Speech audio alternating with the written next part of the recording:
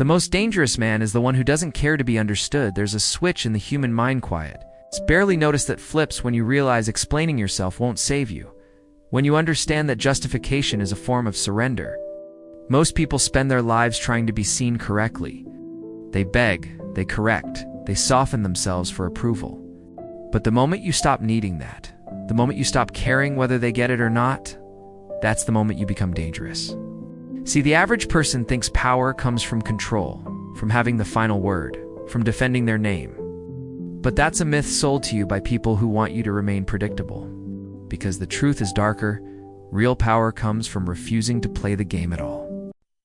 When someone attacks you, insults you, questions your character, what they're really doing is testing your center. They want to know how easily you move, how fast you crack. They say something like, "You're different lately, you're too cold now. You only care about yourself." And most people fold. It's not true. You misunderstood me. I was just trying to help. All of it sounds reasonable. All of it is weakness in disguise. Because here's what happens the moment you explain yourself. You've accepted their reality. You've stepped into their frame.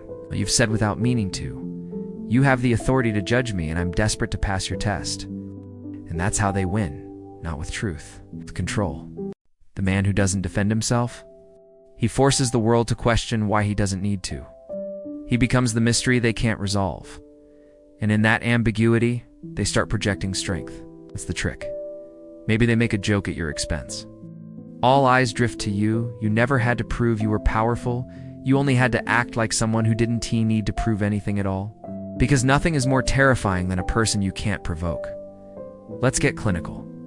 You walk into a room, someone throws a subtle insult. Maybe they question your competence, waiting for your reaction. And here's what you do. You pause. You hold the moment. You don't scramble. You don't correct. You don't even blink too fast. Because what they want is movement. They want to feel like they hit something. But when you stay still, you become something different in their eyes. Not someone weak or offended, but someone unreadable. People fear what they can't read. People fear what doesn't flinch. They're the one trying to escape a fire. But the one who stands still, who lets the flame pass through him like smoke, he becomes untouchable. Here's what they never tell you. The person who defends themselves is already on the back foot. Most people are addicted to being understood. They crave it. They need others to see their heart, their intent, their side of the story. But if you want to win, you have to give up that need.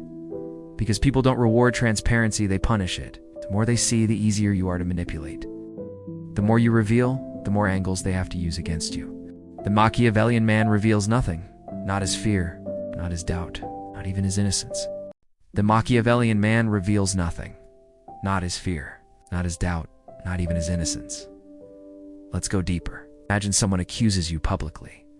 They say you're selfish, or fake, or dangerous.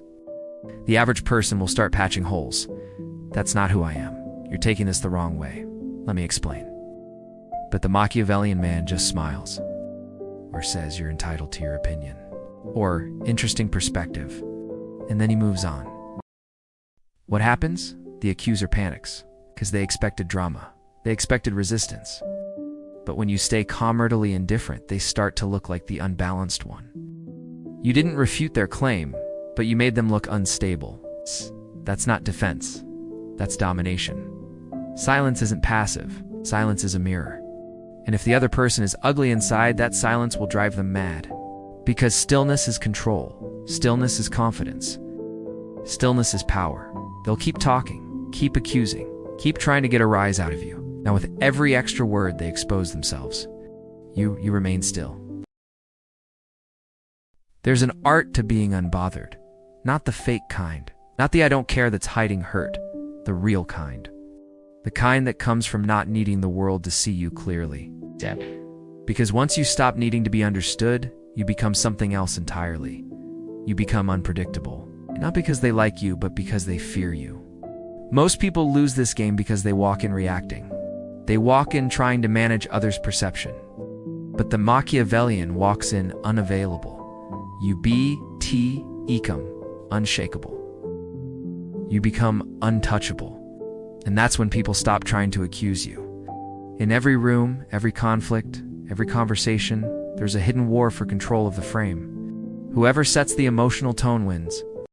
unavailable to judgment, unavailable to drama, available to the game. That doesn't mean you never speak. It means when you do, it's rare, it's surgical, it lands like a hammer. Someone says not because it's loud, but because it's unexpected. Here's the most savage move of all. Reinterpret the accusation as evidence of your strength. You're selfish, you say. I've learned boundaries make people uncomfortable. They say you're manipulative. Say I prefer influence to obedience. They say you're cold. Say I don't perform emotion for effect.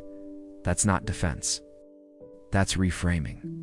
And when you do it calmly with zero apology, you're not just surviving their attack, you're rewriting the entire narrative. They came to expose you. You made them expose themselves. Machiavelli would call this the reverse incision. You don't fight the blade. You guide it back into their hand and make them cut themselves open. The reason this works isn't mystical. It's primal. Humans fear what they can't decode. Silence creates a vacuum they rush to fill. The more they speak, the more power you have. The quieter you are, the louder their desperation becomes. Most people think power is about commanding the room. But real power is when the room changes shape to match your energy. When you walk in silent and people still adjust themselves to your presence. Because power doesn't ask. Power doesn't explain. Power doesn't flinch. Sometimes the most powerful move isn't silence, it's vanishing. Someone attacks you. Don't respond. Don't message. Don't defend. Just disappear. Let your absence speak louder than any comeback ever could. Let's take it further. They'll check your profile, your messages, your friends. They'll scan the room, wondering if you're ignoring them on purpose. And the more they wonder, the more obsessed they become. Because they thought they mattered enough to shake you. And now they're realizing they were invisible to someone who refuses to give them oxygen. Ow. That realization hurts them more than any insult could. And that's the lesson. You don't fight small people. You erase them. Not with revenge, but with indifference. Because here's the truth. No one can hold power over a man who doesn't fear being misunderstood. You want real dominance? Stop trying to prove you're good. Stop trying to prove you're right. Stop trying to prove you're anything. Let them talk. Let them speculate. Let them cast shadows. You remain the mountain, still, silent, unmoved. Because in the end, power belongs to the man who doesn't chase perception. It belongs to the man who walks through accusation like it's wind. It belongs to the man who knows. The less you explain, the more they wonder. And the more they wonder, the more power you hold.